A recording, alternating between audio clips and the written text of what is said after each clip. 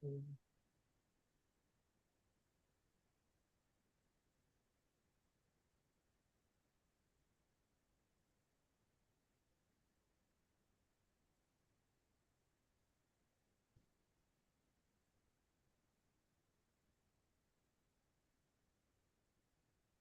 everyone, and welcome back to episode 201 of Salvaggio and Cratty here for you again another Wednesday night, 6:58 p.m. Sox, Bruins, Celtics tonight, and some other stuff across those leagues. All-Star festivities are coming up in the MLB and other stuff going on. Just a heads up, we sometimes take an episode off in the summer, a week off in the summer, but we'll have a throwback episode next week, but not a live episode. Due to the sports calendar, not being the most active and me being on vacation. So we're going to use that as our week off, unless something crazy happens. So don't count us out. But, unless something absolutely bananas happens, we're probably not recording next week. So just a heads up. You can find us on Apple Podcasts, Spotify, YouTube, Twitch, Podbean, and Podchaser. Ryan, how are you? Doing well. Can't complain too Excellent. much. Like you said, we're kind of at that when we discussed this little sabbatical right before we jumped on here. We're kind of at the point we always like text you. We always seem to have one of these at some point in the summertime where not news comes to a grinding halt, but like you said, not a ton going on right now. I feel like NHL free agency has died down quite a bit since obviously last week's or the last couple big episodes that we've had to talk about them. NBA, nothing really going on there other than Team USA is getting ready to go. We had some kind of big news drop for that we'll get to at the end of the show. And then, as you mentioned, baseball, the big thing right now, of course, is the All-Star stuff. That there's not a ton to talk about there. A couple of things I wanted to share my thoughts on. And then I thought maybe we just double back on some Red Sox stuff that we talked about last week, some trade deadline stuff, if there's any new emerging thoughts that we may have after a pretty big series with the Yankees that went the Red Sox way. Kind of funny. You hate to see the Yankees fall off like they have. It's a real shame for the sport. But it is what it is. Yeah, it just goes back to me saying I'll believe when I see it with the Yankees. Like they're not the powerhouse to win the World Series this year that some seem to think. Well, not as much recently, of course, with how things have taken a downturn. But overall, I think the outlook on the Yankees for the most part of the season has been pretty positive. But it's shifting a little bit. Mm-hmm. Let's get into some Red Sox All-Star stuff. Anything in that realm. We got Jarren Duran, Tanner Houck, and Rafael Devers will be amongst the festivities. Yeah, three very deserving All-Stars. Obviously great. We kind of figured Devers would be there with the talent he is, but really good to see Tanner Houck, and especially Jarren Duran, a guy that I don't want to speak for you, but a guy I definitely wrote off going into this year. Like after we talked about it when it happened, missing the fly ball last year. Just kind of not dogging it, but not looking like a guy that was an MLB caliber player from a year ago. The turnaround he's had this season has been fantastic. We've kind of seen him blossom into, as Alex Cora has talked about, a lot of the other guys in the clubhouse have talked about, has been one of the vocal guys, one of the vocal leaders on this team. And again, we talked about it a couple weeks ago when the first kind of discussion of Duran's All-Star, would he make it, wouldn't he? We kind of were like, all right, well, he's having a good year, but his numbers really aren't jumping off the page. Like, I don't know if they're All-Star worthy. The last couple weeks, so you've kind of seen him put it all together. The speed, the defense, made a great play in the outfield, I think, in that Yankees series to save a game. So his defense has been great. We know what his base running and his speed capabilities are. So you've kind of seen it come all together for Duran this season. And it's been great because, again, I feel like he was a guy that was written off pretty fairly easy last year, and maybe rightfully so because, again, how his season went. But to see him kind of have this turnaround, that's been excellent to see. And to see him get obviously named an All-Star for him was great. He talked about it on the Sunday Night Baseball broadcast, was in tears. He broke down crying, calling his dad, which was a cool moment to have him kind of discuss that. So great to see Duran, and then obviously Tanner Houck blossoming into the ace that he has, the pitcher the Red Sox have needed, because we've seen it. We'll talk about it a little later. Bayo has struggled tremendously, has not been that ace that we thought he was going to be to start the year. Some other guys have had their moments, but Houck has really been the nails guy this season. So to see both those guys who probably weren't thought of as All-Stars coming into the year, to get that recognition was obviously great to see from Red Sox fans. And then again, if you're a fan of baseball and, fan of storylines, like Duran is the perfect, I feel like, story. There's a couple other guys like, who was it for the Guardians that made it? David Fry, nice story there. But like Duran, I think is a good one too, that people can kind of latch onto. Yeah, it's good for the group of the team you're rooting for, like to see guys that, they're probably not thinking the way fans do, but like guys that were kind of like, okay, there's potential still here, but how much time do they have left? Like plenty of potential both, but like you said, with some of the issues with Durant in the outfield last year, um, Tanner Houck just struggling with consistency, hitting his ceiling. Maybe this isn't his ceiling. Maybe he can get better, but he's certainly showing up to be the guy we expected he could have been. Hmm. It took some time, but there are late bloomers. And it's just good to have something like, obviously that's not to say like no team's getting an all-star, but like uh yeah, they used to, but some teams, but it's nice to kind of like put everything together in what has become an uptrend of a season for the Red Sox. Like they're finally, well, they've maybe not finally, because it's hard to like expect that with the outlook from a lot of people on the season coming into this. They put it together, and now they have all stars to show for it that have like really paved their own ways outside of Devers. Like we know Devers, like, Hmm. but to see guys that maybe were unlikely all stars to a lot of people is just really cool. Duran, especially, like I podcast some fire, but like I feel like Duran with all like the fuck 'em shirts he's wearing, like the attitude he has, like he's Hmm. always wearing like cutoff shirts with tattoos, like got this like badass vibe to him. I think the more this continues for him, the more and more he's going to become a leader, and this is the genesis of that we're seeing. And hopefully for Houck's sake, a high upside pitcher from the start, he just continues to develop into an ace, because it's good that you mentioned the Bayo stuff because he's had a really rough go lately. Hmm. Yeah, and the thing to remember about Houck too, I completely forgot until you just kind of came to me here. You talk about Duran's turnaround. I mean, Houck was a guy we talked about, and a lot of people same thing. There was a question of if he'd even make just the team, let alone the rotation at the start. Spring training, there was questions on what would his role be. Would he be a starter? Would he be in the bullpen? I mean, he had what close to a 6 ERA last year. Like he had as bad as a year as Bayo is having right now. And again, that led to questions of like, do you maybe try to move on from Houck, see if you can get something because he's a young, obviously cost controllable pitcher.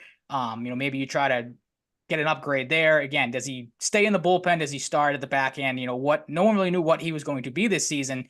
And again, the fact that he was basically your number 4, number 5 starter to start the year, as we've talked about now, has become your de facto ace, and rightfully so because he's been very good this year.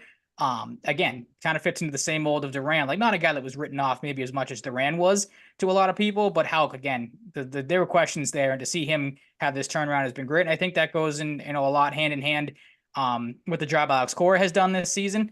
And a guy that should rightfully be getting some credentials here for maybe manager of the year, something like that, because I think you look at those two guys, and I think they go hand in hand with what Cora has been able to do for them this season. Yeah, no doubt. And that's another thing to rally around for this team. Like we're talking going into the season, like it's this core's last year. Is he gonna leave? Like, what's gonna happen? Is he gonna get fired midseason, late season? No, he's like in a spot, maybe like he might not want to stick around, but like, do you try and extend Alex Cora? I would. I mean, you're I seeing would. this team play hard for him. I mean, and he's getting the most out of a lot of these players. He seems to be enjoying himself quite a bit this season.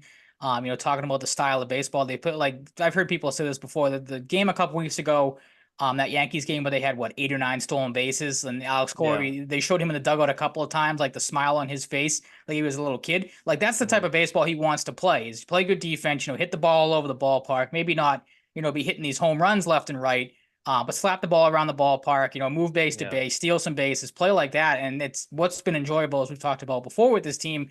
I think that's when the Red Sox are their most enjoyable to watch and to follow. So to see them again playing in that way, for me, if it's for him or whatever it may be, or him just getting that out of this team, um, I'm right there with you. Like we've talked about at the start of the year. I would love to keep Alex Cora around. I think he's a very good manager, especially for this type of team. Um, but then again, on the flip side of that, it all depends on what this team wants to do moving forward. And if they don't want to continue to compete or, put it out there, that they, are just fine with, mediocre seasons, then I said it then, I'll continue to say it. Like as much as I don't want to see Alex Cora go, because I think he works out well here, you want to see him go to a team that is serious about winning and serious about Yeah. contending year after year, because I think that's when he's at his best. No doubt. Yeah. It's so much has happened in the past 2 years. It's kind of hard to like get a read, because we know the front office can be confusing and what core will want. Mhm. But with the turnaround, that's obviously going to affect his mindset then what his mindset would have been 6 months ago. He'll So never. He hasn't answered the question. He's been asked it a couple times these last couple of weeks, last couple of days. Talking about his future here, and again, maybe it's just that he doesn't want to talk about it. He'll say he doesn't want to talk about it during the season. yeah, But I say they do find it kind of funny. He still hasn't really put yeah, any inklings out there what he's going to do. When he's more so, well, obviously worried about the way the team's playing right now, but was more so inclined to talk about like continue to try to prod that let's do something at the deadline talk. Those little jabs that he gives, but. I don't know. Like yeah, that's led a lot of people to kind of discuss, like, oh, does Cora still want to be here if he's not answering this? Well, we're not going to get into that because again, it's all speculation. Unless you had any thoughts on yeah. it, but At the like same time, I'm kind of knowing indifferent on it. yeah, knowing what we do about Cora and like maybe this goes against what I'm about to say a little bit, and I'll explain. As much as he's upfront with things to the media, like he'll throw a subtle jab or like be honest with the media, like the contract angle of it, kind of being coy about it, doesn't really surprise me with a guy like him Hmm. because he's all business, and I just don't think he wants to focus on that right now. Fair enough. Yep. Um, but yeah, that's how I look at that. Something I wanted to mention, and it got me thinking. We were talking about pitching. Um, I really wanted the Sox to sign Jordan Montgomery this summer or this spring, and Hmm. he is on the 15-day AL with a 6-5 record, a 6.44 ERA, and only He's 45 Ks. been bad. Yeah. So maybe the front office deserves a little credit Yeah, there's there. been a little talk of that of late. I heard somebody else bring this point up the other day too. I think it was Carabas on And the it the allows broadcast last Hauk to night. be Hauk. Hauk gets Yeah, more prime absolutely. starts. Yep. So I hesitate to give the front office credit because I don't think they didn't sign him for the right reasons, maybe, Hmm. but maybe part of something in there was like, hey, what if he can't replicate this? And that's why we don't want to Fair way commit to the look money, at it. even Yep. on only a 2-year span. So I'll give him some credit. And I wanted to bring it up in the sense that I think it's been good for Hauk because he gets these more prime starts. He has a more centralized role and allows him to, for the cement, what we're seeing is late bloomer status. I don't even know if you can really call it late bloomer. I think you Maybe could. late in Yeah. the prospect cycle, Hmm. but not like the late bloomer in terms of like him being like 30 or Yeah, anything. But age I wise, I think people got you. get what Yep. I'm saying. Hmm. While we're on the core topic too, because I did while I was on break at work today here, I think it was John Tomasi either last night or earlier today mentioned he brought up kind of obviously talking about Alex Cora, and again, everyone has kind of led to the speculation: is he going to stay? Is he going to leave? Like you said, and we touched on the Yankees jokingly their struggles at the very start of the show. John Tomasi brought up a very scary point that I wanted to get your thoughts on. I saw Uh, this. yeah, with the Yankees reeling and Aaron Boone, who, I mean, I'm happy they bring him back every year because every time you hear that he's going to come back and he's not going to get fired, it just means you continue to not take the Yankees seriously. Because I think he is, at the forefront of that team's I mean, there's been some guys that underperform, and we know what a basket case Garrett Cole is whenever he plays the Red Sox. And some of their signings, like Carlos Rodon, have not worked out well at all. But I think Aaron Boone's right at the top of the list of things that's wrong with that team as well. So Tomasi's point was, everyone wants to talk about the Red Sox, do they want to extend core? Do they not? He kind of was like, this is something they should be out in front of because if the Yankees fire Aaron Boone finally and that position opens up and you don't extend core, you don't bring him back, and now you're looking at a team that's desperate to win. It has a roster that's set up to win. There's something, they just can't get over the hump. And a lot of people seem to think it is the manager there. You saw what Alex Cora did in 2018 when he came over. What he did for that team, energized that team like that. If I'm the Red Sox, that should scare the crap out of me. Like out the I possibility of Cora becoming the Yankees manager. I Like, have a potential thorn in this. okay, Alex Verdugo. I don't think they like true, each good other. point. Yep. I don't think they like each other. Would that completely deter Alex Cora from taking a primetime position in the Bronx? I really don't think so, but Hmm. there would have to be some vetting beforehand to make both players amicable to that. Well, now I'm And curious because now, so on the Verdugo side of things, I don't know if Verdugo could be like easily talked into that because I think he's stubborn and I think he's a dick. But that would be interesting, that angle of it. the one problem with that, and I thought of this when you said his name, is I do believe he is a free agent at the end of this season. Okay, so So that adds that another layer to that it. could throw cold Depends on water. if I the mean, Yankees want to keep him.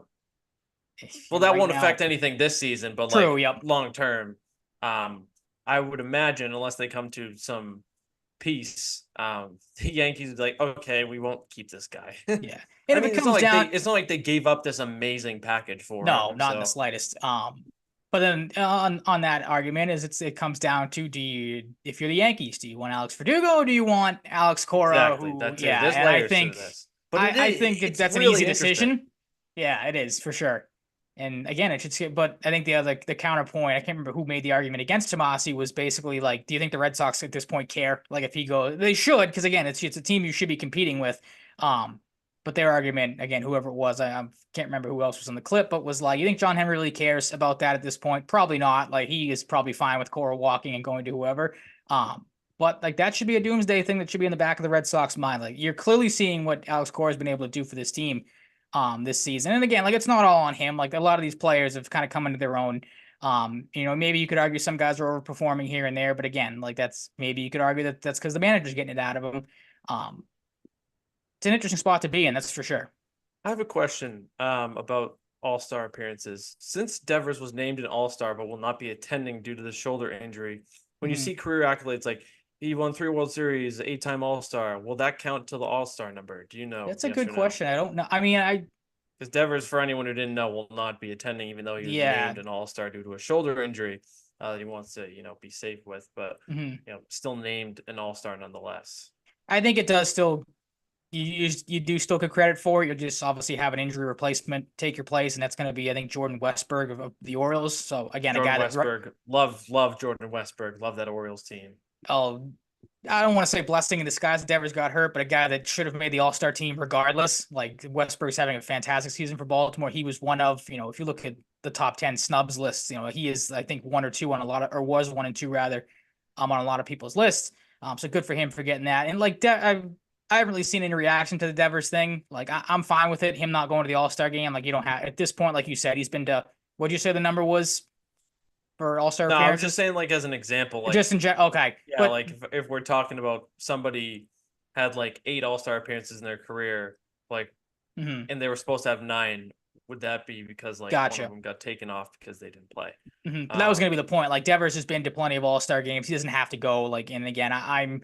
Right, like it's the All-Star game. Like, yeah, it's fun, but it's not someone anyone should get worked up about. And I'm glad in this case, if you're I got you. Yep. Certain players not getting there, like go ahead, but yeah, I feel like too, like we've seen maybe in the past, like players, an ego type of thing would sit there and go, "I'm an All-Star, I'm going to go regardless. Like I don't care what what happens the rest of the way. Like I'm going to the All-Star game. I want that clout. I want to hang out with a bunch of superstars. Like Devers, I like the fact that he knows that the race that they're in right now, I think they're in the 3rd wild card by at least a game and a half coming into tonight. Devers sees that, hey, we're in this thing. Like I'm not going to go, risk an injury, even if I do play 1 or 2 innings. Like anything can happen in baseball. Even if it is an exhibition game, guys can still get hurt. So I'm glad he's taking, the game off. I don't really care that he's not going. I'm sure you don't either, because again, it's the All-Star game. Like you're happy for guys like Durant and Houck who have never been there before, of course, but like Devers, he's been there, done that. I'm fine with it. And again, I'm glad that he is more prioritizing the team, moving forward and, trying not to, be hurt for potentially a playoff race or something like that. So I'm fine with Devers not going. That made me think, did you see Joe Burrow's suggestion about the Pro Bowl being like during one of the bye weeks or something? So it's more interesting. Briefly saw like it, but didn't get the whole 2 bye weeks, the Pro Bowl like mid-season. So like on one of the bye weeks, like people can like have something to watch versus just like end of the season, no one gives a shit. And then that would put the Super Bowl President's Day week. So a lot of people would have the day off after Super Bowl Sunday. I like that idea. Smart man, Joe Burrow. Absolutely. Smart man, Joe Burrow. He was part of my take. This past week. So yeah. Where do we want to go next with baseball talk, Ryan? There really wasn't, like I said, we're not going to do a whole deep dive into the All-Star, discussion or anything, but there was something that caught my eye and a couple people's eyes as well. I'm sure I'm not going to run down the whole list because I'm sure people have seen it by now. It came out, I want to say Sunday night. Yeah, we found out obviously Houck and Durant were named. So Sunday night, you found out the reserves. Already knew the All-Star starters. Going into Sunday night, again, not going to run through it, but there were 2 names that stood out in the American League. I don't usually get too high or low when it comes to, guys making it and guys not, because, baseball has the rule, obviously, where everybody, has to have a representative. I will ask you that, because that's kind of a hot button topic. Do you like the rule of everyone has to have an All-Star, or would you rather best players? I don't like it. Really? Okay. We've So I talked don't about remember it. talking about it, so I'm glad you're I don't bringing it like it back up. in hockey or baseball. I think it's lame, but I Okay. understand why they do it for every fan base having some buy-in and Hmm. attention to the sport, or to the game rather. And even the All-Star, even the home run derby, if you're watching the All-Star game because your players are in it, maybe one of them's in the home run derby, or you just feel compelled to watch it now because you have rooting interest in All-Star festivities as a whole. Hmm. I think it sucks. I got to be honest. I think it cheapens the Okay. All-Star It's game, fair. which isn't this illustrious thing, but it had more meaning back in the day to me. I got Hmm. more excited about it. Now I don't care at all. Yeah, I Like, mean, it meant something because I mean, some people argued, and I feel like I was one of those people too, where it decided who got home field advantage in the I World like Series. that. Did you? I was on the side of that where I'm like, that shouldn't really. I get the It point of it, but shouldn't be a like, thing, but but it it does gave incentive to the game. exactly. And you took that away, obviously, when you got rid of that rule. And again, some people argue for it, some people argued against it. So it really determines what side of the fence you're on. And like I said, I usually Right. don't care about reserves and stuff like that because you have a finite of roster spots, obviously, and then of course you do have the rule that everyone has to make. Everyone from at least one team has to make it. So I'm a little, again, not the greatest take, but indifferent to that. Like I could do without it, but I also don't really care that much because, like you said, kind of on the same side of the argument of, it does pique interest in every team, in every fan base. If you have at least one guy from each team. Um, Right. the thing that caught my eye though is I forgot the commissioner's office can vote on who gets into the All-Star game. And two of their choices for the American League, really the only two I have a problem with, just kind of shows one, the commissioner's office is completely pandering to the New York Yankees, which was an absolute joke having Clay Holmes on the roster. And then the other one, I briefly forgot the game was in Texas, so I understand why this one was made. But Marcus Semien being an all-star as well. Like the guy's batting 230 this year, or 232, 12 homers, 49 RBIs. Like that does not strike me as all-star worthy at all. If you wanted to pick a Texas Ranger, again, these numbers don't jump off the page. But Josh Smith, former Yankee, funny enough, Yankees could be using him right now. 85 games for him, 290 batting average, 7 homers, 34 RBIs. Again, nothing crazy to jump off the page. If I had to guess, those are probably similar stats to Brock Holt's All-Star appearance for the Red Sox. Again, leaning into every team has to have one All-Star appearance or player on the team, obviously. Like that one to me, I don't understand Marcus Semien being it. The answer obviously is, of course, it's in Texas, so you want to have that extra Ranger, I guess, for the hometown team. But Clay Holmes making it, that's an absolute joke, if you ask me. And again, that is the people that will joke and argue that, like, oh, baseball is rigged for the Yankees. The MLB wants the Yankees to succeed. You look at, I have it on the side here in the comments section of the Google Doc that we use. Clay Holmes, 37 games, 1-3 record, an ERA of 3 in 36 innings, does have 19 saves for the Yankees. Craig Kimbrell, who might be the biggest snub out of any All-Star because he's been excellent for the Orioles, 23 saves. That's got to be right up there, at least leading the American League, or pretty damn close to it.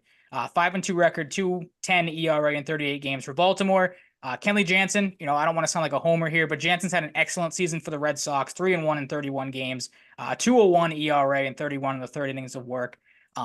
Hunter Gaddis, who I'm sure not a lot of people know because I can't imagine, outside of the diehard baseball fans, people would know Hunter Gaddis.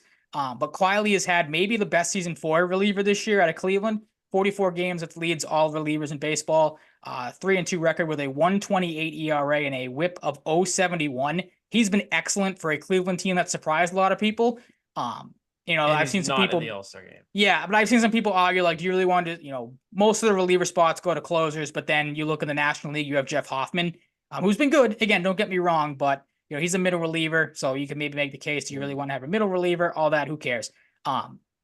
Again, the fact that Clay Holmes is a all-star, and even he said it himself. I don't know if you saw this, where he basically was like, I was surprised when I got the call that I was going to be an all-star because I kind of figured I'd be on vacation for a couple of days, like I just hanging out with the family or whatever it was. Like, you remember Oliver Bjorkstrand in the NHL when they named him last minute to the All-Star game? He's like, well, there goes my vacation. I don't remember that, but I mean it's a fair reaction to have because again, that's the thing. If Clay Holmes knows he's having an average to not below average because the ERA of 3 is not bad, and again 19 saves is good. But if even he's like, why am I going to this? Like I don't deserve to be on here with some of these other guys like that. Again, I'm not going to cause too much of a stink about it because it's the All-Star game, and again, it's a popularity contest more than anything else. But seeing him on there with some of these other guys again, like Kimbrel, like Jansen, Gaddis, if you want to throw a regular reliever. I mean, you could have even added, a couple of extra starters. Joe Ryan's had a good year with Minnesota. Ronel Blanco's been a nice story with the Astros. Had a no hitter, obviously. I think in his first start of the year or second start of the year. And then like 2 starts later threw a one hitter, or was pretty damn close to another no hitter. So he's been good for Houston. The Clay Holmes thing doesn't make a lot of sense to me, other than it's a Yankee. Like, and it just kind of shows that like the commissioner's office is not paying attention when it comes to who's having a good year, which is a little jarring, to say the least. Like, I feel like if you're in the commissioner's office, you should probably be on top of some of these things. And a couple of L's for the commissioner's office. I don't know who votes on that within the office, but someone needs to take their votes away because they made a couple of mistakes here. All fair, man. I just wanted to shout out Buns_forever in the Twitch chat saying I'm fucking loving the stream. I'm glad you're fucking loving the stream, Buns_forever. So anything with the NL lineup? Not really. I mean, that one's more so nitpicking. I've seen some people kind of make the stupid argument that, Paul Skeens as a rookie shouldn't have made the All-Star team, like they were more deserving guys. And again, maybe if you want to nitpick, Calvin Smith has had a good. I've seen a lot of people kind of argue him, but that would have given, I think, the Phillies like 9 All-Stars and I think maybe 6 pitchers. So that would have been a little ridiculous. Jake Irvin's had a good year for Washington, but it's the Nationals. Like, they're going to get 1 All-Star and that's it, because the Nationals stink. What's that face for? I'm just checking Paul Skeens' stats. People are upset that Paul Skeens made the All-Star game. Well, people will argue that it's he's a rookie. Do you want to again over some other guys? But for what? For what? If you don't want 5-0 with a 2.12 ERA and 78 strikeouts. He's 22 years old, dating one of the most famous people on the internet, which is good, which the league pays attention to. They want Libby Dunn clicks. That might be part of the reason why he's going to the All-Star game. Yeah, and he's the number 1 pick. He's the best pitching prospect since Steven Strasburg. You think he's not going to be in the All-Star game? He hasn't lost a fucking start as a 2.12 ERA and 78 strikeouts. Come on, people. That's what I mean. I couldn't believe it when I saw it. I mean, maybe it was just Philly fans arguing against it, but like when I saw some people that were like, the Skeens have to make it. Like, do you just hate fun? Like, for all the reasons you mentioned. He has an 11.8 Ks per 9. Like, yeah, I mean, I don't want to say I get the argument against it, but I'm sure there's some baseball purists that are like, the guy didn't start the year, he hasn't had a full season, so he shouldn't be an all. Like, again, you just must hate fun, because this is the guy you want. Like you said, for all the reasons, you throw in the Libby Dunn factor as well. I mean, yeah, the perfect guy MLB to have an All-Star definitely weekend. does know that. They're like, Libby Dunn fans will watch this. People. Guys who just people will tune in and show up. Yeah, absolutely. That may not be baseball fans. But yeah, like that was a little egregious. The argument. Guys. He's 12 walks too. 12 walks. Yeah, he's 78 and 12 ratio. Like, come on, people. Let's not overthink this. He's been nasty since day one, and he absolutely it's the face of the Pittsburgh Pirates too. The Pittsburgh Pirates haven't had a face of their team in like so long. It's like Andrew McCutchen back in the mid 2000s. Yeah, Andrew McCutchen. Yeah. Andrew McCutcheon's. Yep. Yeah. But yeah, I mean, that was a dumb argument I saw. Newt Gunray. Yeah. What? There's 2 of them. Yep. Yeah, like that was a dumb argument I saw. The other one, like just for me personally, nitpicky, I could have had like Pete Alonso making it kind of not dumb because again he's had a decent year, but again it's a name. Gonna compete in the All-Star or the Home Run Derby rather, which I've said before. Like Pete Alonso lives to. He has, good seasons, average seasons, but the dude just lives to compete in the Home Run Derby, in my opinion. Like that's what his MO is. Is that field determined yet? I haven't looked. I know there's a couple of, I think 2 spots are still open because they had I think it was Jose Ramirez joined, but that's another thing we could spend time on, like the Home Run Derby this year. Like, Pete Alonso, like probably gonna win it because I don't know who else he has to compete against. Some like Marcell Ozuna's in it, which is an interesting one. Gunnar Henderson, Alec Baum. Alec Baum's he's had a good year, but that's a lot of people didn't like that one I saw. Yeah, Bobby Witt, Marcell Ozuna, Jose Ramirez, Adolis Garcia. Interesting. Oh, Garcia's going. Okay. I was kind of waiting. 2 hours ago. Otani, Teoscar Hernandez, Aaron Judge not participating. Yeah, Otani's not in it. Soto. Yeah, those are some tough names not participating. Yeah. But yeah, I mean, I'll watch for Gunnar Henderson alone. I like this Orioles team, and I like Gunnar a lot. So, yeah, I mean, he's an interesting one. It is. I was kind of waiting to see if there would be a Ranger. I figured maybe Seager if he was healthy. I don't know what his situation is if he was healthy, but Garcia makes all the sense in the world. And I think he was Austin Riley. I feel like he's been hitting bombs this year, right? He started off super slow. I think he's come on the last couple of weeks. So But I I mean, thought it Tyler was Austin O'Neill, Riley. there Yeah. was it a Sunday night baseball game a couple months at the start of the year where he He's only got was 12 asked bombs. about it, and he said if they ask me to do it, I'll do it. I don't know if he has to like approach the MLB and be like, I want to be in the home run derby, or because I feel like you want to fill one final spot, why wouldn't you do it with a guy that wants to be in the home run derby? Like that would Who make was this again? Sorry, I was looking at the O'Neill. Austin Riley. Okay. Yeah, Yeah, I mean Austin Riley only has 12 bombs, but I feel like every time I check Twitter while baseball games are on the past like he's 3 weeks, hitting the it's nuke. an Austin Yeah. Riley home run. So Yep. But yeah, I mean, like this year's field's not like you kind of. I tweeted this the other day. I said this the other day. Um, you'd like the MLB, or you would hope for fans' sake at some point the MLB would step in and again, this is just a fever dream. Make like Otani if they're all healthy, Otani, Judge, Stanton, like those Alonso, Guerrero, like those guys what obviously about to Bryce compete. Harper? Like, why isn't Bryce Yeah, Harper in it? Like Bryce uh, Harper is just another name one. He's got 20 home runs, of course, but like he's Bryce hurt Harper too, is like, so oh, is he okay? yeah, him and I feel Schwarber, I I think feel both like went on the injured list at the same time, I feel but. like Harper or Schwarber in there for the home run potential is just a no brainer. Yeah, well, that's And the what I mean. Phillies Like the are a hot MLB needs to commodity. kind of give some. And this is the same argument people have with the dunk contest in the NBA. Like you got to make some sort of massive incentive to get these superstar players involved in it. Because it's kind of become the same thing of not a lot of guys, unless you're like the Pete Alonsos of the world that live to do this.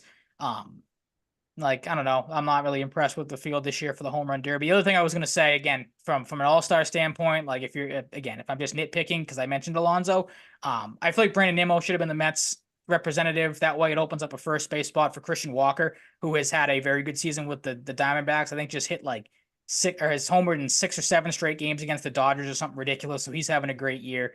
Kind of stinks to see him not in it, but again, like if we're gonna spend an egregious amount of time on All-Star talk, then there really isn't anything going on in baseball. Just a couple of Right. a couple of things that Yeah. have come up. Again, the Skeens thing was just absolutely insane when I saw some people arguing that he should have made it. And then the big one too, like I said, the American League just completely botching 2 picks that came, like I said, from the commissioner's office. It'd be Sure. one thing if coaches voted on it, then you're like, all right, you can see some of these coaches are just favoring guys here. But the commissioner's office being like, yeah, let's put 2 guys that have had average to below average seasons in the All-Star game just to appease some fans. Like, I can't agree with those 2 moves. Yeah, me neither. Yeah, but there's some all-star talk. Some baseball talk. The Sox are doing good. That's good. Anything Um, change from them? Because like I said, we're not going to rehash everything we talked about last week because that was the big, not trade deadline discussion, obviously, because that'll be later on when we get closer to the trade deadline. Anything changed for you? Obviously, they've been playing pretty much the no. same amount of good baseball they've been playing since we talked last week. Now, a game and a half up on the Royals for the 3rd wild card spot, just 2 games back of the Twins for that 2nd spot, and 4 games back of the Yankees for that 1st spot, who, as we talked about, are spiraling and you hate to see. I'm kind of in the same boat. I've been preaching this for a while. You need to get a starting pitcher. Kenley Yep, Jansen had some comments today. I don't know if you saw that. He I talked did. about, basically front office knows what we need. We could use a right-handed bat. He said, we could use, a starter or 2. So again, I'm glad the Red Sox are being proactive. Him, Cora, Devers, obviously at the start of the year, spring training, talking about what the team needs. And you hope that, some pressure is being put on this front office at this point. Because again, I don't know how you could look this team in the face if you're Craig Breslow or John Henry or whoever and not think that they're deserving of some help because they've played excellent baseball the last, 2.5 months. And have put themselves in a great position to add and be a team that I think a lot of people should not want to play because they're a scrappy team and we've seen what they can do when they're firing on all cylinders. Yeah, I'm with you. Not much has really changed. Unfortunately, they couldn't knock in a run on bases loaded right there in the first inning, but I did take no runs first inning with the boost, so it's a shitty way to win that bet, but it's a Yeah, win for in sure. some capacity. Yeah, I'm in the same boat with the team as last week. Really, like I'm gaining more and more confidence, but my mindset's the same. Mm-hmm. That's about I it. did see, and I hope this is true, but again, I don't know where the source came from the speculation. But again, bringing up John Tomasi right before we jumped on here, I think he was on our Bella early edition again, and he seems to think that there is maybe some growing belief that the Red Sox may want to add, which again, take that with a grain of salt with what we know about this front office organization and everything. Um, but that is good to see. I mean, maybe we're turning a corner here because again, leading up to the show tonight, all we kind of heard was the Red Sox don't really have a direction what they're going in yet. No one really knows what they're going to do. You had, I feel like over the weekend, obviously 2 nationally televised games. You kind of had everyone on, eyes on the Red Sox. and whether it was Ken Rosenthal or Buster Olney on Sunday Night Baseball, all kind of said the same thing of like, this team deserves to have some help and deserves, you Right. know, to have a player added to it to make that playoff push. We talked Yeah. about it. You know, you watched the start last night with Bayo. That should be a game alone where for the front office goes, we might need a starting pitcher here because Bayo doesn't seem to have it. He can't go out and beat the Oakland or pitch well against the Athletics. Like, Yeah. we Just need to having a cover tough our stretch in asses general. somehow. Yeah, like we said absolutely. last week, like with these guys they could go after, like unless they have other people in mind, like they're not going to break the bank. And you've stockpiled a good amount of prospects over the years. Like you should be ready to move some I saw because somebody, I forgot to add the picture in the outline, but I saw somebody last night, again, to feed into that. I think there was I don't know who, can't remember who had it. If it was a verified account or not, if it was just like fan speculation, excuse me. But had a mock trade of Michael Lorenzen from the Rangers for two prospects that the Red Sox have, I think that are ranked 23rd and 30th in their organization. Like that's, again, a deal you should make. Absolutely. I think it was, I'm gonna butcher his name, but like Safarijan or whatever, some reliever they have that's pitched pretty well in Worcester this year. is that his first name or his last name? No, his last name. His first name's Oh, Ryan. It's like Zephyr Han or something, but he's had a good year in Worcester, I think, out of their bullpen. But again, your 23rd and 30th prospects for a rental starting pitcher, you shouldn't bat an eye at that because Lorenzen can do a lot of things. He was a guy we talked about last year or at the spring training. I thought they should be in on just to sign for some depth. Carabas, I texted you this last night on that Nesson Plus broadcast. He was asked by Jonathan Papelbon, who he thinks the Red Sox should go after, or what they should go after. And funny enough, we talked about him last week. Carabas wants him to bring Eovaldi back. You know, the Rangers came out the other day and said they might sell. Yep. There's rumors that, Scherzer might be available again. I wouldn't do that because that'll cost you a decent amount. But again, if you can get Nathan Eovaldi back, I'll say the same thing that I said last week. You want to, if you're John Henry and Craig Breslow, turn over the fan base a little bit and maybe get, back in the good graces of the fan base. That's a move you make in a heartbeat. Like, there's not going to be one Red Sox fan that would be pissed off if Nathan Eovaldi comes back here and helps you get to a playoff, maybe wins you a playoff series or two. Right. John Henry, he won't because he's a drone. But like, yeah, and he also doesn't. He doesn't think that way. Part of him, no, but I don't even mean it like that. Like, he won't think this way, but he should. Part of him should be like, if they lose in the first round, I'm like, I did something. Yeah, like, exactly. You can't tell me I did it. Yep. Which would just be shallow and missing the point of what people have been saying in a large respect for years. But yeah, I don't know. This team is worthy of adding. Yeah, absolutely. Like, come on. I mean, it's good too. We've got a couple of people I've seen. I've kind of said the same thing of like, you've got to the point now with how well they've played that you cannot, and Carabas again said this last night as well, you cannot go into the deadline and sell. Like that is Carabas at this point was basically that's even out of the realm of possibility. Like there's no way they go into the trade deadline and sell this year. And I joked, at the Jansen comments, we're like, okay, cool. The Red Sox will see that and be like, all right, cool. We'll ship you out somewhere because you spoke up against ownership and we have Liam Hendricks coming back, so we can cover our ass that way. But I'm with Carabas. I'm sure you are too, and Red Sox fans as a whole. Like I think that's the good thing is there's no way, shape, or form that they're going to sell at the trade deadline. They're either going to add or they're going to stay pat, which would be dumb, as we know. But again, we're not asking for much here. Like I brought up Eric freaking Fetty's name last week as a guy they should target, who is not a great pitcher by any means, having a good season. But again, would be just what you need, a cheap option where you're not going to give up a lot for him and can help you, get to the playoffs, take some innings off of guys like Halk and Crawford and, maybe put the pressure on a guy like Bayo to be like, hey, now we have another starter here where someone's going to have to get pushed out. It's not going to be Bayo because they have too much invested in him unless they want to, send him to Worcester to work out some things. But maybe that puts the pressure on him because he definitely needs it. I don't know if you saw the video of him last night after he got taken out. That caught a lot of people's eyes, him, banging his head in the dugout and freaking out in the dugout, even though they were up. He just had a bad night like that. You don't want to see that. That's not a good look. Yeah. So clearly things are not going right for him right now. So again, why not get an arm?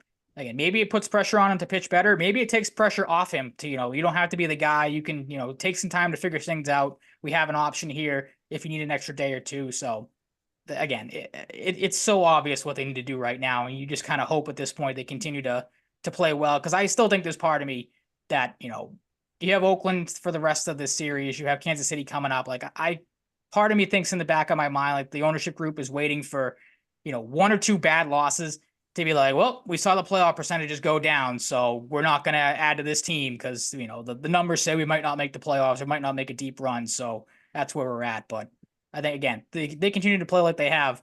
They're going to continue to turn corner and put the pressure on the front office and ownership group, which will be good to see.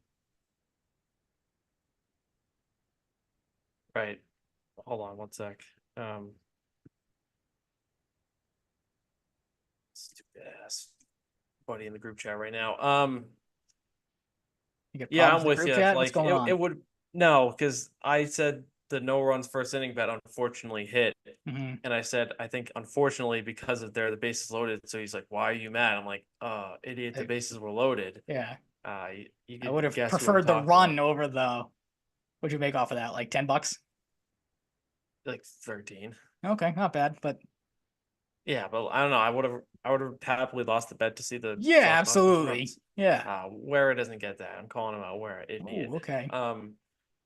Let's shift to Bruins. There are pros and cons to the current state of Jeremy Swayman negotiations. They do not have arbitration looming over them, which is good because they can freely negotiate now.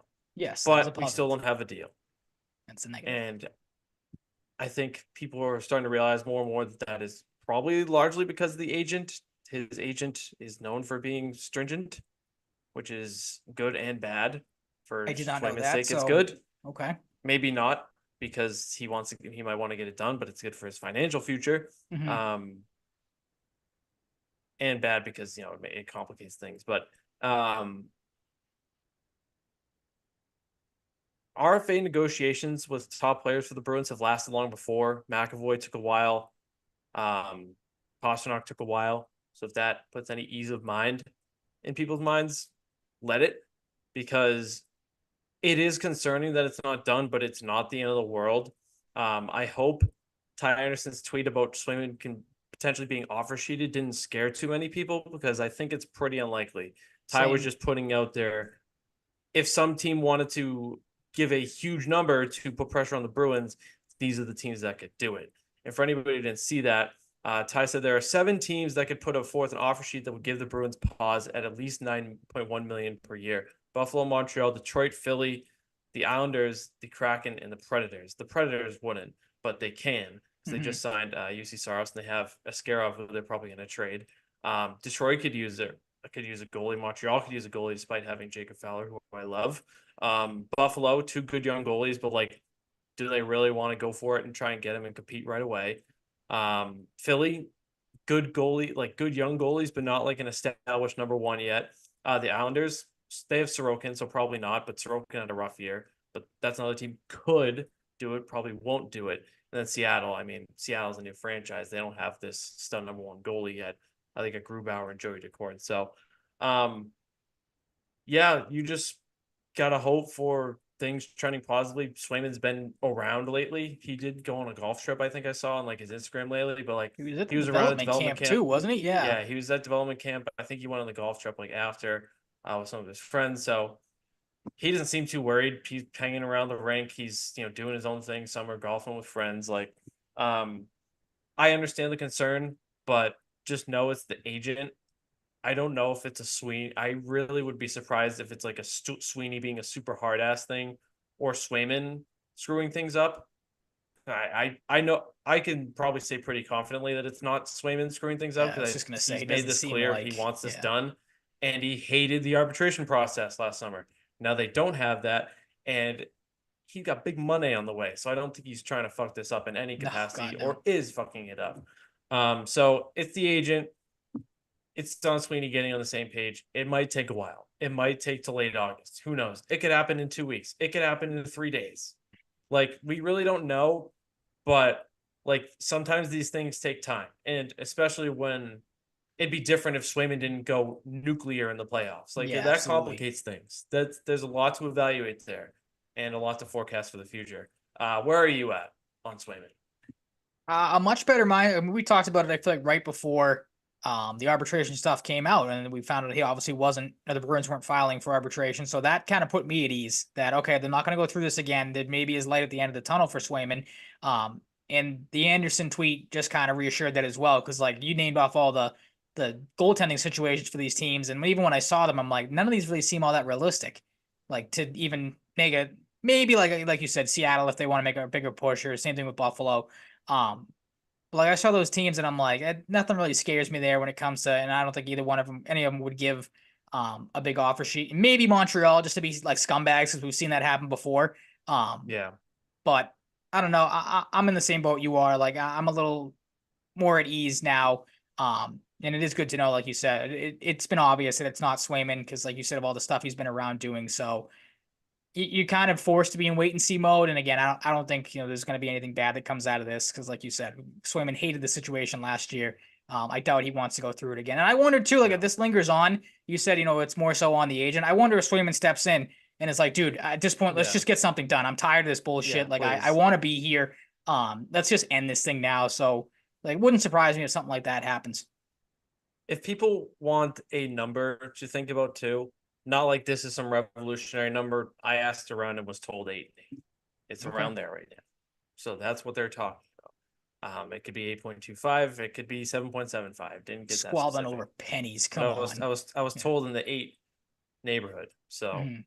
could be less, could be a little more. Okay. It'll get done, guys. It'll get done. For anybody who might be worried, I promise you don't need to. And if something catastrophic happens, come at me. But I really don't think that's going to happen. Yeah. Let's catch up on some other news around the league. Some top rookies and other miscellaneous signings have gone down in the past week. Ty Dellandrea and Carl Grundstrom, both acquired by the Sharks in recent weeks, both signed 2-year deals. Jack Roslovic, one of the bigger remaining names, signs a 1-year, probably just prove it deal. I'm surprised he can get more years, a year or two more. He goes with Carolina, just a perfect fit for their third line. Kind of annoying, but it's just a good pickup by them. Caleb Jones to LA, and I only bring this up because Caleb Jones is good, and I would like to see him as a consistent third pairing defenseman for a team. I don't know if it'll happen in LA, but I hope it does because he's good. He's underrated. I don't know if you saw this, Ryan, but Adam Boqvist, former top 10 pick and brother of Jesper Boqvist, will join Jesper in I'll see that. Florida. Someone reminded me of this too. I was big on Adam Boqvist in his draft year.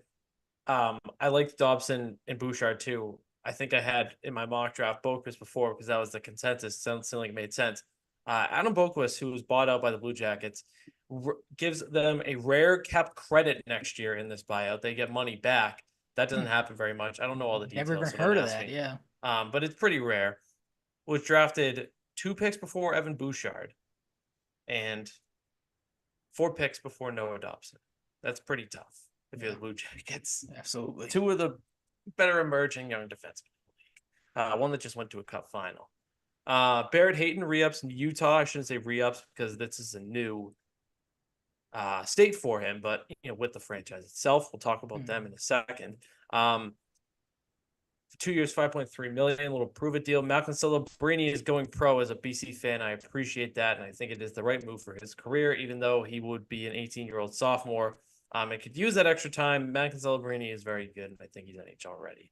But he will not be at BU with old friend Cole Eiserman. Sucks for Cole Eiserman and the Terriers. Really hate to see it.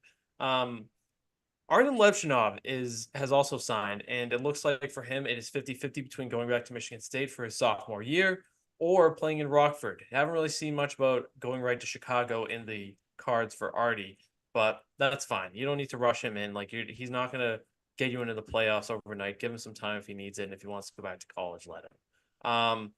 Other entry-level contracts last year, second round pick, I believe, with the Flames, Etienne Morin. Beckett Seneca, the highlight of the top 3 of the draft when he said, "Oh my God, what the fuck?" Like when he was drafted, the kid that freaked out.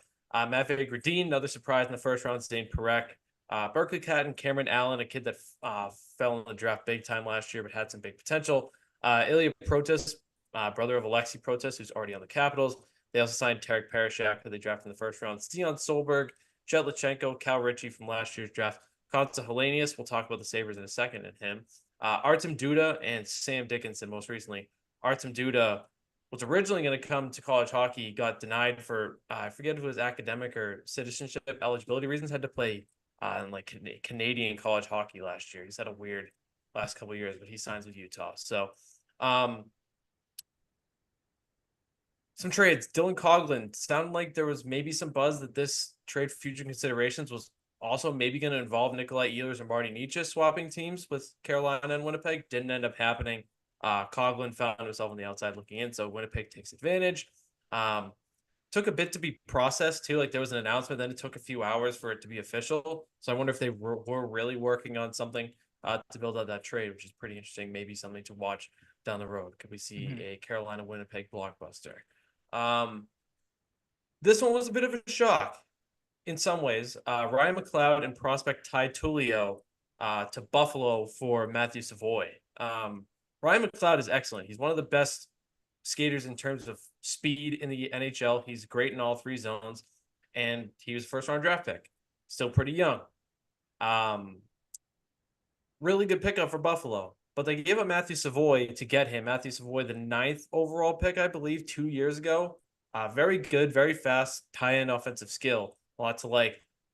I'm not surprised this trade happened. I'm surprised it included Savoy. I would have expected a different prospect, but clearly Savoy had to be in there to get it done. His brother is in Edmonton's system too, so maybe Edmonton really pushed hard to get the brothers together. Carter's a Edmonton draft pick as well. But Buffalo, a lot of high draft picks. They're trying to get in the playoffs. You turn one of those high draft picks into surplus into a guy like Ryan McLeod that can significantly help you right away and went to a cup final. I think you got to do it, and they get a prospect of Tullio back isn't the worst. But pretty surprised, and I wonder if the guy I just mentioned, Consta Helenius, being drafted, a guy I could see in the NHL as early as next season. Maybe he gets a 9-game cup of coffee at the start of this season. I wonder if that happens. Maybe drafting a guy like him made it a little easier to move Savoy, because they're both centers, both of some top 6 upside. Another team I was previously talking about, Utah, formerly Arizona, Alex Murillo. Arizona fans for the future should be thrilled about this. He has no ties to the Coyotes anymore. That is official now. So you don't have to deal with that absolute coward loser moron when you try to come back in the league in 5 years. So Coyotes fans should celebrate, because that guy is a true professional moron. And the Providence Bruins made a couple moves just for any fans that missed this. Not going to go too in depth, even though I did like Evan Vierling in his draft year. They add 22-year-old forwards Mason Millman and Adam Vierling to the mix. Evan Vierling to the mix. So that's some hockey news. If you have any thoughts on the trades, go ahead. But Nothing otherwise, really. we will shift to a little bit of basketball, some Derek White stuff. Yeah, we can do the basketball. Nothing else too crazy that's crossed my mind for hockey. Like we talked about at the start of the show, I feel like we're kind of in the slow period right now. Right. There are a few big names left too. Yeah. Like Joe Pavelski's still out there, even though he's probably going to retire. JVR, Shattenkirk, Bruins wise. Tyler Johnson could get a little revitalization outside of Chicago. He was kind of a cap dump. Still a decent player.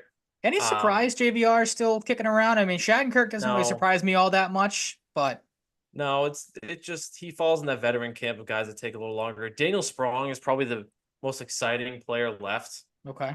Really surprised nobody signed him. I think if the Bruins were still looking for a winger, he'd make a ton of sense. And I'd be thrilled about that, but I don't think they're doing that. Max Pacioretty's out there, Kyle Poso, Mike Hoffman, Justin Schultz. Nothing crazy for big names, but just a few names left. We'll see those guys sign over the course of the summer. Who knows when? Some of these older guys do take some time to make their decisions, or are kind of content just chilling. Yeah, I gotcha. It's interesting that you bring that up, but I kind of just crossed my mind now. I wonder, because we talked about it when it happened. Obviously, when Van Riemsdyk came back, never really looked like the same player he was at the start of the year. I wonder if maybe teams would have forgoed that older factor if he stayed consistent, or didn't get hurt, had a more consistent end of the season.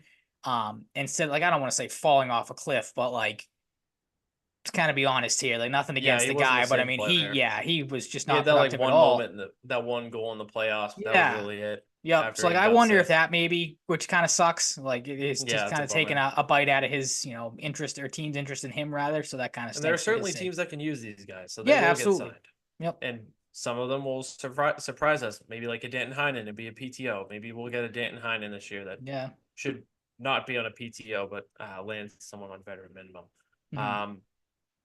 What do we think about Derek White going to Team USA, Ryan? I have a developing take over this. And don't get me wrong, I love that Jason Tatum and Derek White now and Drew Holiday are representing Team USA. Maybe it goes against my take, but would have loved to see Jaylen Brown represent Team USA. He himself, I don't know if you saw his tweet, if it necessarily was referring to the announcement that Derek White was going to make the Team USA, but Brown, I saw tweeted out the gif or the emoji of the little guy with the monocle with the like surprised face or suspicious face. The skeptical gentleman. Yeah, okay. Is that the official name for it? No, Or no, just make that up? Because if that's, I run with that. That's what that emoji should be known as now moving forward. The skeptical gentleman. I don't. I'll start with the Brown stuff. I don't get why, especially now after the year Jaylen Brown just had, Finals MVP again. Should have been all defense. Should have been all NBA. Again, Derek White's a good player, but if you're telling me you have the pick from Derek White and Jaylen Brown to represent Team USA, like what direction are you going with? It's Jaylen Brown. It's obvious, especially seeing that he's pretty much a very similar player to Kawhi Leonard, who obviously dropped out today. We found that out. I don't know if he dropped out or if the Clippers. It was kind of I feel like a little hush hush on what exactly happened there, because he was practicing. They said he looked good out there, and then all of a sudden today, he bowed out. If it was him or the Clippers being like, we don't want you to play for Team USA with your injury history, whatever the case is. But that was one of my takeaways. A little interesting that Jaylen Brown again gets overlooked for, because I think the guy obviously has proven that he deserves to represent the country and, be on a team of superstars like that team is made up of. But on the flip side of that, maybe this goes against it. There is a part of me that is a little worried or getting a little worried with all this basketball that these Celtics players are going to be playing, from the deep playoff run to now playing for Team USA and, playing the Olympics. Part of me is a little worried for the start of the season. I can't lie. Like, you're already missing Porzingis. It's fair. Exactly. The wear and tear on some of these guys is getting a little. Did you see Jaylen Brown's other tweet? I saw he tweeted at Nike about something. Is that the one you're referring to? Doing. Does that have any correlation, you think? I don't know, because I look like the jersey sponsor. I don't know what's going on. I don't know. Like maybe it's a good point. But yeah, because when I looked up, I tried to look up the Jaylen Brown tweet, and that was the first one that came up, and I'm like, I don't even know what that's referring to. That wasn't the one I was looking for. I don't know. Like, I don't know what to make of the Nike one. Again, I don't know if there's something that's going on right now with Nike, or if it's just more so like the history of that company and stuff like that. Like you said, being the jersey sponsor, so maybe that might be what it is. Is he like not sponsored by Nike? I don't know. Like, I don't know. I don't know what the situation is there, to be honest. I wish I could give you more, but he's a mysterious guy. So I don't know. He is. He's got a little mystique to him for sure. I think we just had the final, breaking baseball news, talking about the home run derby earlier, just scrolling through Twitter right now, kind of off on a side tangent. Teoscar Hernandez will be the final representative in the home run derby. So again, not the biggest name, but at this point, we talked about the Sox signing. It's true. Yep. Wait, you said we didn't talk about the Sox signing? What? We did. Okay. Yeah. Gotcha. But yeah, like, the thing for me, again, I like seeing the Celtics represent, the country and, be on Team USA and stuff like that. But like you mentioned, with Porzingis out to start the year, Tatum has obviously had, injury history in the past with the ankle last year. The wrist, I feel like still isn't, 100%, because again, he wears the tape every game. You kind of see him moving it and touching it at times out there. So maybe that's, something that might linger. Holiday, not old by any means, but, he's not a spry chicken anymore, as people like to say. So, maybe there's some wear and tear for him. And Derek White obviously is an Iron Man, but again, like, there's part of me that's like, I'm a little skeptical at the start of the season to see how these guys come out after playing so much basketball. I don't know if you feel the same way or not, because I heard you did say it is a fair way to look at it. So kind of to end the show here, your thoughts on the situation, if you really had any. I just it's fair. I just don't go there. Fair enough. Mm-hmm. It's really that simple for me, but I get where you're coming from. I wish there wasn't part of me that always had to look at like, the what if part of it. Because again, if it were the Bruins after winning a cup, I might, Fair. Yep. It might be depending on looking at how. Absolutely nothing against the Celtics, but people know me. They'll listen to the show. I got you. Yep. Where my allegiance lies a little more. Mm-hmm. That was going to be my point. Yeah. It is an interesting way to look at it, because like from my standpoint, like I would agree with you, but I also would be like all right, maybe, again, not as big as a Bruins fan as you are, so it is interesting that you kind of have levels to it. But again, like I'm not gonna lose sleep over all these guys going over there. Like obviously you want to see him win gold. It'd be cool to see again Drew Holiday win an NBA title like he did with the Bucks and then go win gold at the Olympics. To see him do that again would be awesome. Tatum, it would just add to his accolades. Got obviously named the cover athlete of NBA 2K25, so that's a cool moment for him too. And then again, Derek White, what he's been able to do, the player he's turned into, to see him kind of jump on this team, not last minute, but be a late addition and run with it would be cool to see too. Yeah, everyone has their own case for going at the same time. Yeah, a little Celtics to end the show. I will see you in 2 weeks, if not next week, if something crazy happens. Thank you so much for listening. Special episode, throwback episode, throwback interview dropping next week. If you've been with us for a while, you're not going to give anything away. Who it is, because I was going to say with the interview part of it, but yeah, you dropped it, yeah. Because I was going to say if you've been with us for a while, you probably know what show you're talking about, but the people that don't, yeah, you'll enjoy what you hear. Maybe you'll listen to it again just for old time's sake. Absolutely. Yeah, thank you so much for listening. You can follow us on Twitter at Mike_Cratty, at Ryan_Salvaggio, and the show at Salvaggio and Cratty Pod. You can find us on TikTok too. Just throw our name into the search bar. Apple Podcasts, Spotify, YouTube, Twitch, Podbean, Podchaser. Rate and review on Spotify and Apple. Enjoy the summer. Wear sunscreen if you need to. Stay safe, stay healthy, be nice people, all that good stuff. Hope you had a good holiday if you celebrated. And we'll talk to you in 2 weeks, if not next week, if something crazy happens. So until then, peace out.